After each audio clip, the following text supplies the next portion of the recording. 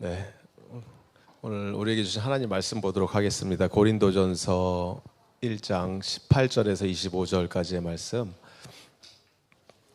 고린도전서 1장 18절에서 25절. 저 여러분이 한 절씩 교독하시고 마지막 절은 함께 합독하도록 하겠습니다.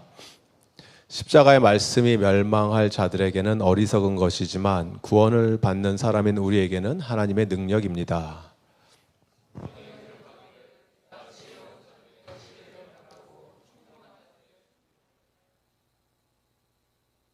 현자가 어디에 있습니까? 학자가 어디에 있습니까? 이 세상의 변론가가 어디에 있습니까? 하나님께서는 이 세상의 지혜를 어리석게 하신 것이 아닙니까?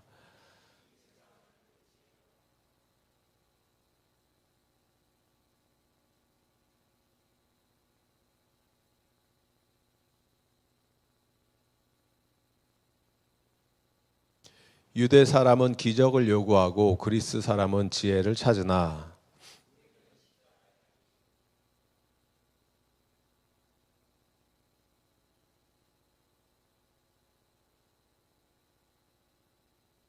그러나 부르심을 받은 사람에게는 유대 사람에게나 그리스 사람에게나 이 그리스도는 하나님의 능력이요 하나님의 지혜입니다.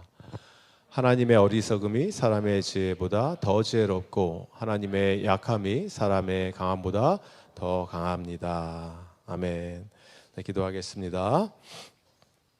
하나님 아버지 감사합니다. 오늘도 거룩한 주일 주님의 백성들 자녀들 한자리에 모이게 하여 주시고 주님을 찬양하고 예배하고 특별히 귀한 하나님의 말씀으로 십자가의 은혜, 십자가의 도, 십자가의 메시지를 나누게 해주시니 감사합니다. 하나님 우리의 심령에 하나님이 주시는 귀한 십자가의 메시지가 심겨지게 하여 주시고 그것이 우리의 살아갈 수 있는 삶의 이유와 목적과 또 방법이 되게 하여 주시옵소서. 이 자리에 함께 예배드리는 우리 식구들뿐만이 아니라 온라인으로 여러 가지 사정상 함께하지 못하는 우리 식구들 기억하여 주시고 아프지 않게 지켜주시고 주님의 은혜 십자가의 능력을 경험하는 이 예배 시간 되게 함께하여 주시옵소서. 예수님의 이름으로 기도드립니다. 아멘. 할렐루야. 옆에 계신 분들과 인사 나누겠습니다. 하나님의 능력을 경험합시다. 네, 십자가는 하나님의 능력입니다. It is the power of God for salvation for those who believe. 그게 십자가예요. 지난 금요일에 엊그저께 위임 예배 은혜 가운데 드리게 해주신 하나님께 감사드립니다. 그리고 부족한 저희 가정을 멜번 한인 장로께 불러주시고 또 저같이 참 연약한 자를 아무것도 준비가 되지 못한 그러한 자를 어떻게 보면 이제 목회자로 주님께서 여러분께 환영해 주시고 하셔서 얼마나 제가 감사를 드리는지 모르겠습니다. 교회력으로는 오늘이 팜 선데이라고 합니다. 팜 선데이 종려주일이라고 하죠. 그래서 예수님께서 십자가에 못 박히시기 일주일 전에 예루살렘으로 입성을 하시고 한 주 동안 예루살렘에서 여러 가지 사역들을 감당하시면서 지낸 그 기간을 우리는 팜 선데이를 시작으로 해서 일주일, 그래서 고난 주간으로 보내게 됩니다. 그래서 패션 윅이라고도 하고 하는데 이 기간에 저희가 금요일 날 따로 모여서 성금요일에 예배를 드리지 않기 때문에 여러분들께서 함께 한 주를 잘 보내 주셨으면 하는데, 그래서 아까 광고에 나갔듯이 우리 교회에서 미디어 금식 캠페인을 함께 했으면 좋겠습니다. 이렇게 나눴습니다. 그래서 방학 맞이해서 자녀들과 함께 여러분 시간이 아이들이 많이 남는데 시간을 좀 정하시고 또 기도와 말씀 서로 격려하셔서 온 가족이 예수님께 특별히 십자가 깊이 묵상하고 또 다음 주일 부활 주일 부활의 기쁨과 축제 기간이죠. 그 시간 함께 누리는 시간이 되었으면 좋겠어요. 그래서 저희 집은 미디어 금식을 어떻게 할까 고민을 하다가 그냥 저녁 6시 이후에 다음 주부터 일주일 동안 6시 이후에는 인터넷을 꺼버리기로 했습니다. 그래서 모뎀을 꺼서 드라마도 못 보고 SNS도 못하고 뉴스도 못 보고 아이들 게임도 못하고 그래서 못하는 그 시간이 율법주의적으로 이거 하면 안 되겠네, 못하네 그런 시간이 아니고 함께 하나님 말씀 묵상하면서 은혜를 나누고 또 십자가에 대해서 깊이 생각하는 그런 시간을 가질 계획이 있습니다. 여러분들도 함께 동참하시기 바랍니다. 그리고 지금 계속해서 카톡 메시지 확인하시는 분들은 아시겠지만 매일 아침마다 9시에 우리 강도사님께서 아침 묵상을 올려주세요. 그래서 교역자 팀들이 돌아가면서 묵상하고 은혜 받았던 내용들을 올려서 여러분들과 함께 나누는 그 시간이기 때문에 고난주간 동안에 십자가에 관해서 예수님께서 일주일 동안 행하셨던 행보에 대해서 말씀을 묵상을 할 거예요. 그래서 그 내용에 대해서 여러분이 함께 기도하시고 은혜 나누시는 그런 시간을 누리시기를 바랍니다. 설교의 황태자라고 하는 찰스 스퍼전 목사님이 영국에서 별명이 설교를 워낙 탁월하게 잘하시고 또 많은 설교를 하셔갖고 별명이 프린스 오브 프리처인데 설교의 황태자. 그 목사님께서 설교를 하루는 서재에 들어가서 준비를 하시다가 계속해서 펑펑 울기 시작하셨다라는 거예요. 펑펑 우니까 큰 소리로 울음소리가 나니까 사모님이 깜짝 놀라서 들어가서 여보 괜찮아요? 무슨 일이에요? 그랬더니 목사님께서 말씀 준비하면서 지금 십자가에 대해서 묵상을 하고 있어요. 우리가 생각했을 때는 이거 십자가의 은혜가 커서 목사님이 감명을 받으셔서 우시나 보다. 그런데 그게 아니고 목사님이 하시는 말씀이 십자가를 묵상하는데 말씀을 읽고 있는데 예수님이 십자가의 고난을 받고 계신데 마음에 아무런 감동이 오지 않아. 그러면서 눈물을 흘리고 계셨다는 거예요. 여러분 어떻습니까? 십자가. 우리가 십자가 찬양도 불렀고 십자가 말씀도 들을 것인데 여러분 삶 속에서 십자가라는 단어를 떠오르시면 마음에 어떠한 생각이 드십니까?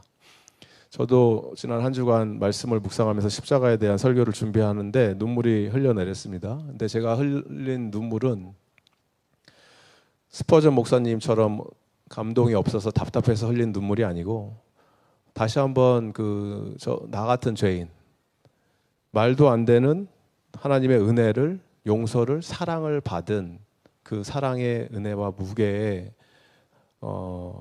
감동을 해서 눈물이 흘러내렸는데 또 동시에 어떤 눈물의 의미가 무엇이었는가 보니까 제가 목사로서, 설교자로서 우리 사랑하는 성도님들에게 하나님의 사랑을 전해야 되고 십자가의 메시지를 전달했을 때 생명의 말씀이잖아요. 하나님의 능력이라고 하잖아요. 그러면 이 말씀이 있는 그대로 선포됐을 때 우리의 삶이 예수님으로 말미암아 행복해지고 충만해지고 죄의 사함과 용서 이런 것들을 경험을 해야 되는데 저는 제 스스로를 너무 잘 아니까 나의 무능력 때문에 나의 연약함 때문에 나의 부족함 때문에 그런 것들을 우리 성도님들께서 누리시지 못하면 어떨까 그런 안타까움의 눈물이 있었던 것 같습니다.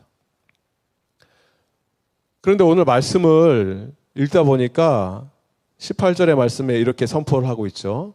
십자가의 말씀이 멸망하는 자들에게는 어리석은 것이지만 구원을 받는 사람인 우리에게는 하나님의 능력입니다. 그리고 21절의 말씀 보시면 이 세상은 그 지혜로 하나님을 알지 못하였습니다. 하나님의 지혜가 그렇게 되도록 한 것입니다. 하나님의 지혜는 예수 그리스도를 말씀하고 있습니다. 예수 그리스도의 십자가, 예수님께서 그렇게 되도록 한 것인데 하나님께서는 어리석게 들리는 설교를 통하여 믿는 사람들을 구원하시기를 기뻐하신 것입니다.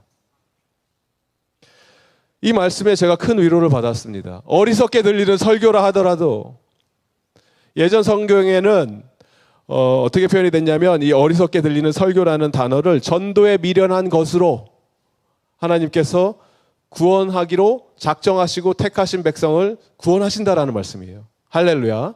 그렇기 때문에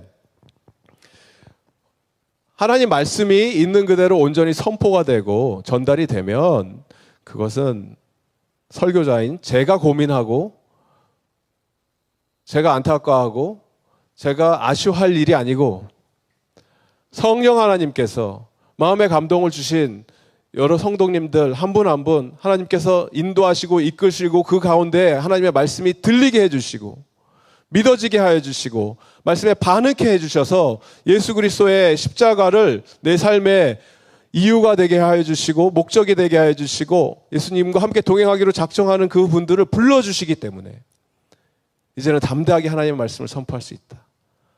그런 마음을 허락해 주셨다라는 것입니다. 바울도 고린도전서 2장 2절에 다음과 같이 선포를 합니다. 나는 여러분 가운데서 예수 그리스도 그 십자가에 달리신 그분밖에는 아무것도 알지 않기로 작정하였습니다.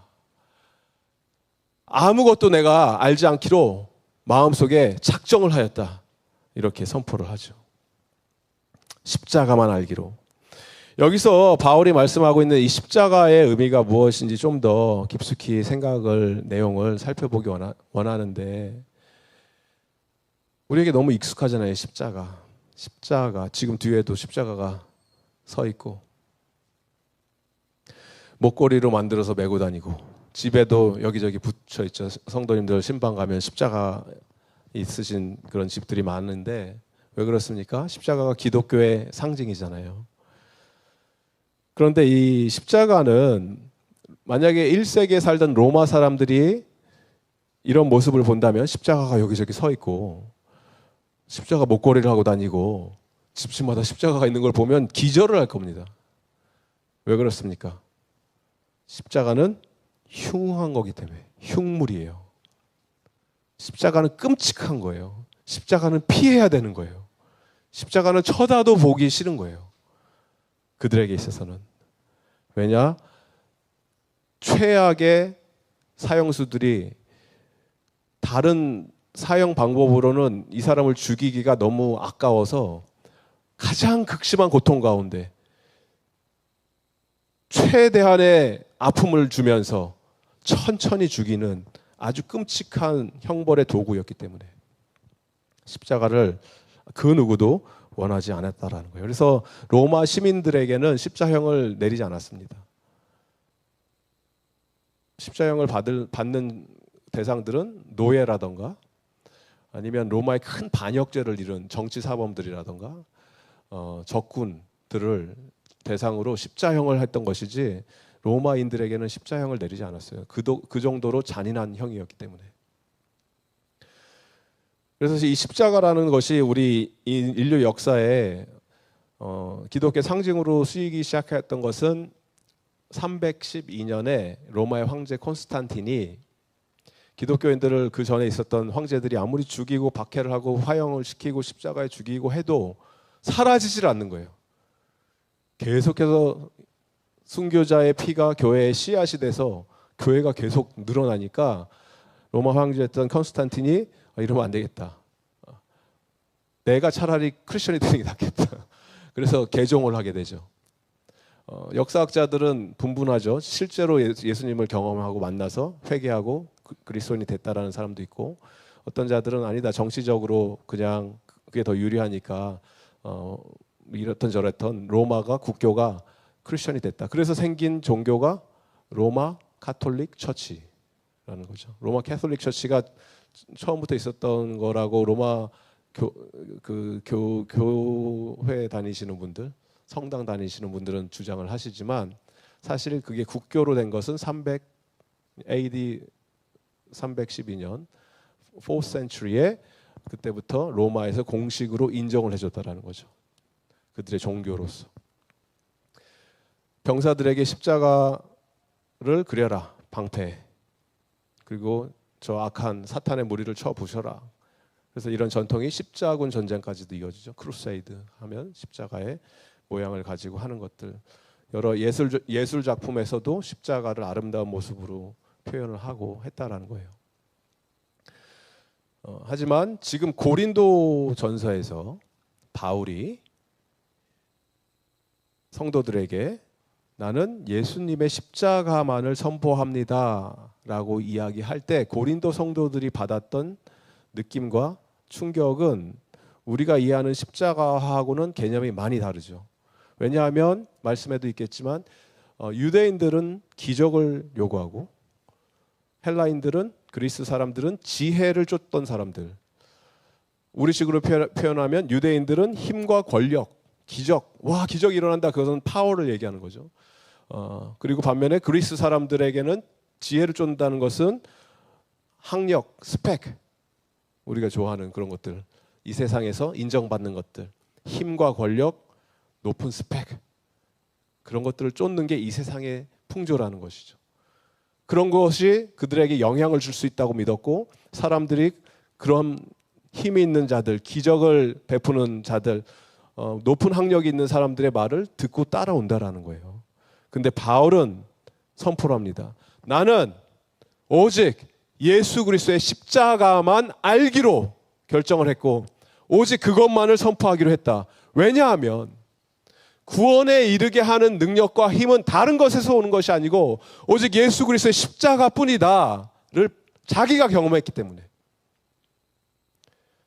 그리고 수많은 그리스도인들이 그 십자가의 은혜 가운데 무너져 내렸기 때문에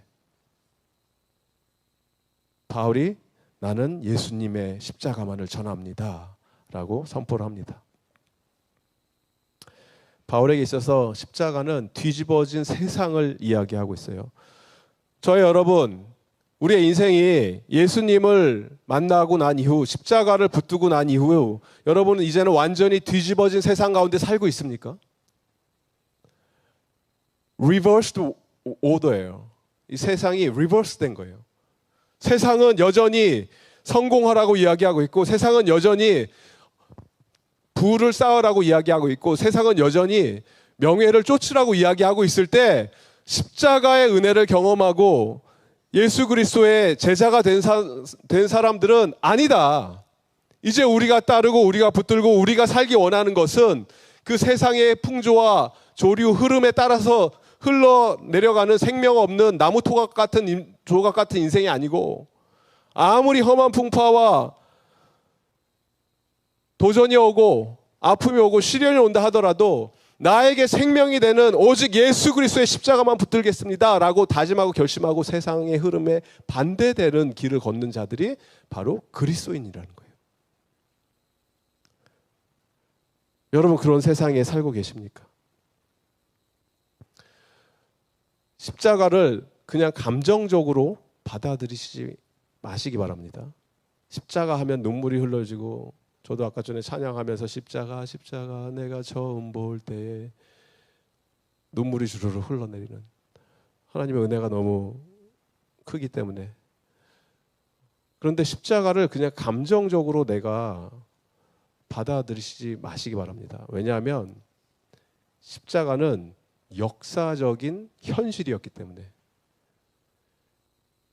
historical fact였고, 우리가 보고 싶은 건 십자가를 지금 세 가지 관점으로 좀 봤으면 좋겠는데, 첫 번째는 십자가의 역사성, 십자가의 연관성, 내 삶 속에 실제로 연관되는 것, 그리고 십자가를 자랑하는 우리의 삶.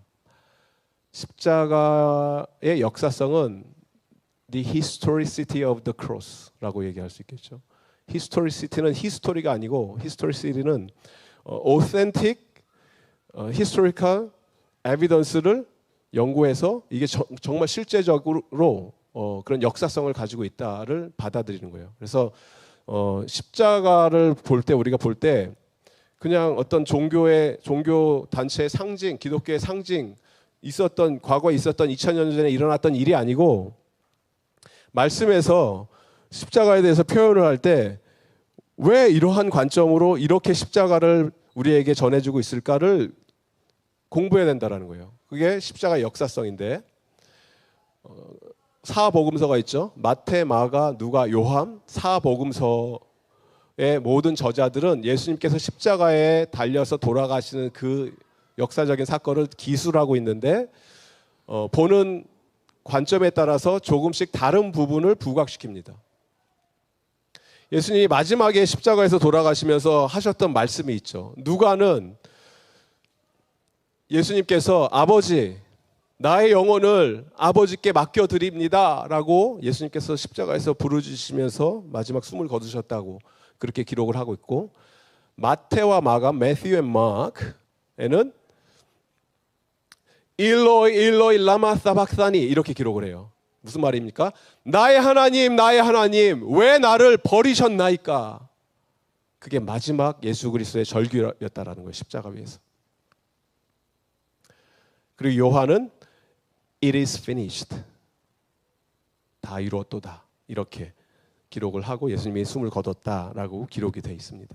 그러면 다 다르게 했으니까 이게 가짜네, 잘못된 정보네가 아니고 이 네 명의 예수 그리스도를 따르는 제자들이 생각했을 때 그들이 복음서를 통해서 전달하고자 하는 그런 각도와 메시지가 조금씩 강조점이 다르다는 거죠.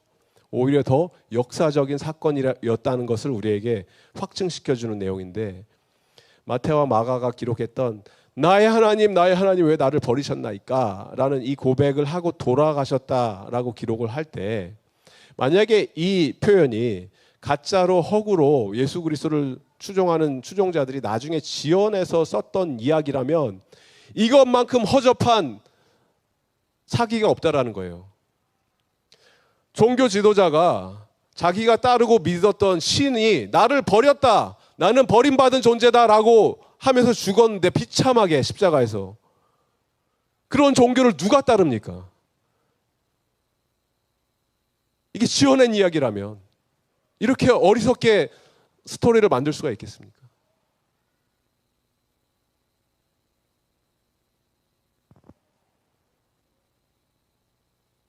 다른데 우리가 포커스를 맞추는 게 아니고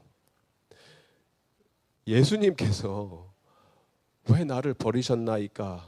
라고 표현하셨을 때 누가가 고백한 것처럼 아버지께 내 영혼을 맡깁니다 라고 마지막 그 숨을 거두시면서 아버지께 나갔던 그 고백보다 마태와 마가가 캐치했던 고백은 아버지라고 부르지도 못하는 그 상황. 나의 하나님, 나를 버리셨다라는 그 확증이 예수님에게는 실제가 된 거잖아요. 우리가 잘 알듯이 예수님은 성자, 아들은 성부, 성자, 성령, 삼 위의 하나님은 단 한순간도 분리가 되거나 세퍼레이트 돼갖고 서로가 서로를 알지 못하고 등을 돌리는 상황이 발생한 적이 없잖아요.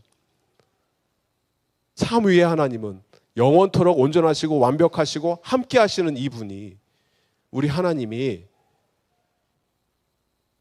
갈라지고 찢어지는 역사상 단 한 번의 사건이 있었는데 지금 이 순간이에요. 아들이 버림을 받은 거예요. 그래서 아버지를 아버지라고 부르지 못해요. 왜 그래요? 저와 여러분의 죄 때문에. 남의 죄가 아니고 내 죄 때문에.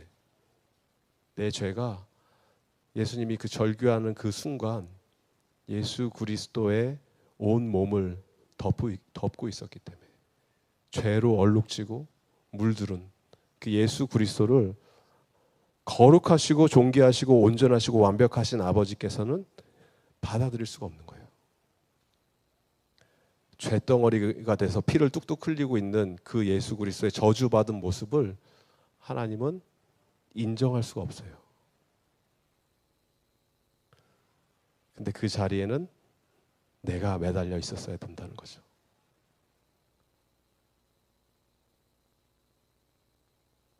그래서 예수 그리스도가 십자가에 못 박혀서 돌아가셨던 이 역사적인 사건은 지어냈다라고 하기에는 너무 허무맹랑한 이야기예요. 실제적으로 2000년 전에 골고다 언덕에 한 남자가 매달려서 피를 흘리며 절규를 하며 죽었고, 그것이, 그 사건이 여러분에게 무슨 관계가 있습니까? 여러분과 그게 무슨 상관이 있습니까? 여기서 우리는 요한의 관점으로 들어가면 The relevance of the cross, 나랑 무슨 상관인데 그게? 2000년 전에 멀리 떨어져 있는 중동 어느 한 지역, 팔레스타인 한 지역에서 일어난 게 나랑 무슨 상관이야? 라고 했을 때 예수님은 이렇게 고백을 하죠. 마지막으로 부르짖으시면서 It is done, it is finished. I am finished가 아니에요. 나는 죽었다, 나는 끝이 났다가 아니에요. It is finished. 예수님께서 계획하시고 순종하셔서 십자가를 짊어지셨던 그 목적을 이제는 다 이루었다. 테텔레스타이라고 말씀하셨거든요. 헬라어로 테텔레스타이. 테텔레스타이는 값이 지불이 되었다. 모든 것이 완벽해졌다. 이루어졌다. 이제는 그 누구도 이거에 대해서 책임질 필요가 없다. 이런 표현을 하신 거예요. 테텔레스타이. 여러분 모기지 갖고 계신 분들 집 모기지 하면서 그 마지막 남은 일부를 은행에다 빚을 딱 갚고 사인하는 순간 이제 finish, it is finished. 다 지불되었다. 끝이다. 예수님께서는 지금 이렇게 표현을 하셨어요. 뭐를 컨펌하셨어요? 뒤집어 얘기하면 우리에게 예수님이 표현을 하시면 너의 모든 죄는 다 사함받았어. 이제 나를 따르는 나의 자녀들, 백성들은 자유의 몸이야. 다 이루었어. 걱정하지 마. 이 메시지가 여러분에게 어떤 의미가 있습니까? 십자가는 누군가에게는 어리석은 얘기예요. 이해할 수 없는 내용이에요. 그리고 또 다른 누구들에게는 어떤 사람들에게는 생명과 같은 생명과도 바꿀 수 없는 하나님 아버지의 구원의 능력을 의미하는 내용이에요.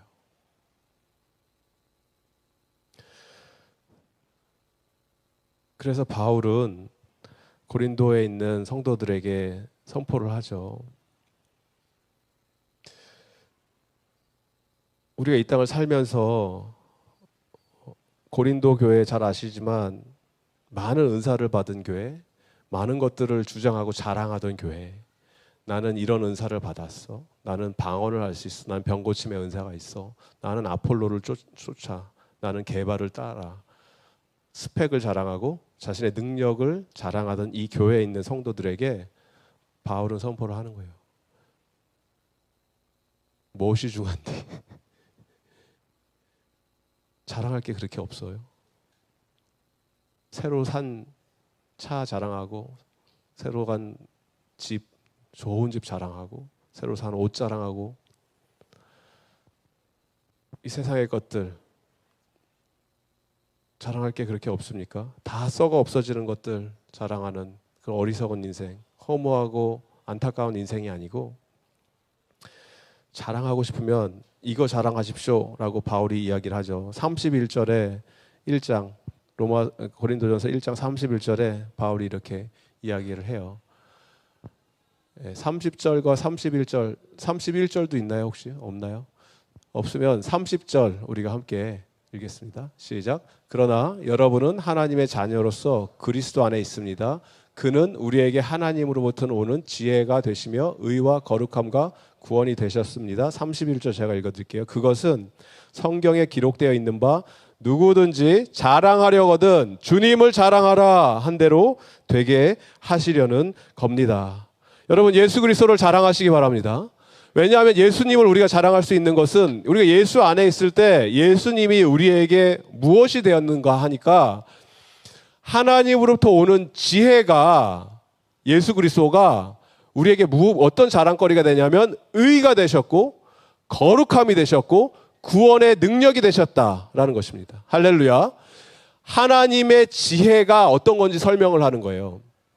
예수님이 하나님의 지혜가 되셨고 의가 되셨고 거룩함과 구원이 되셨다가 아니고 그 표현을 하는 것이 아니고 하나님의 지혜는 이것인데 이 지혜가 세상의 지혜 말고 세상의 능력, 스펙 이런 거 말고 하나님의 지혜는 예수 그리스도가 우리의 righteousness가 됐고 의가 됐고 예수님 안에 있을 때 이제는 우리를 하나님께서 의롭다라고 여겨주시고, 예수님 안에 있을 때 우리를 거룩하다라고 여겨주시고, 예수님 안에 있는 자들을 하나님께서는 구원의 길로 인도하셨다라는 선포라는 것입니다. 그러면 우리가 자랑해야 될 게 뭐예요? 사나 죽으나 오직 예수님밖에 없습니다.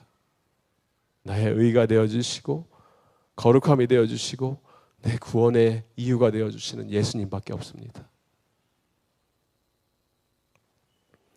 복음의 핵심은 내가 못하는 일을 예수님께서, 나를 죽기까지 사랑하신 예수님께서 십자가 위에서 다 이루어 주셨다. 이게 좋은 소식이에요. 내가 못해도 되는 것 예수님이 해주셨습니다. 감사합니다.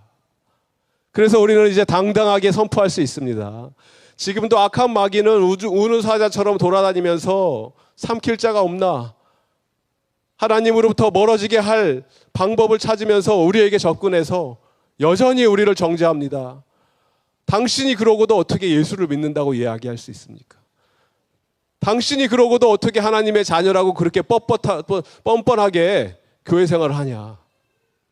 어떻게 성도로서 이 세상을 살아가냐? 부끄럽지도 않습니까? 그게 사탄의 정죄라는 거예요. 너는 안 돼. 너가 그러고도 크리스천이냐? 나 같으면 죽는다. 나가 죽어라. 그때 우리는 당당하게 선포할 수 있습니다. 맞다, 나는 안 된다. 맞다, 나는 연약하다, 부족하다. 나에겐 희망이 없다. 근데 나는 죽지 않는다. 내 대신 예수 그리스도가 십자가에 매달려 계시기 때문에. 우리가 자랑할 건 오직 예수밖에 없어요. 내 인생의 모든 무거운 짐들, 아픔들, 나의 연약한 육신, 하나님 십자가 앞으로 들고 나옵니다. 다시 한번 하나님, 내가 골고다 언덕 위로 올라갑니다. 다시 한번 나를 위하여 십자가에 못 박히신 그 예수 그리스도를 바라보기 원합니다. 다시 험한 십자가 붙들고 나를 위해서 흘리신 피, 예수 그리스도 보혈의 능력을 의지해서 주님을 바라보는 믿음으로 이 세상을 삽니다. 나를 용서하시고 내 죄 사하시려고 주님께서 흘리신 그 보혈 의지하여 십자가 앞에 섭니다. 하나님, 나도 최후 승리 얻기까지, 그 마지막까지 나를 포기하지 않으셨던 예수님 피 묻은 십자가를 붙들고 이 땅을 살기 원합니다. 이것이 바로 십자가의 은혜이고 우리가 붙들어야 할 유일한 소망이 됨을 믿습니다. 예수 그리스도의 십자가, 이번 한 주간 여러분들 묵상하시면서 다시 한번 나의 가슴이 예수님의 사랑과 놀라우신 은혜로 회복이 되고 다시 내 영이 살아나고 나의 소망이 오직 하나님 한 분께만 있습니다라고 고백하며 승리하시는 한 주 되시기를 주 예수 그리스도의 이름으로 축복드립니다.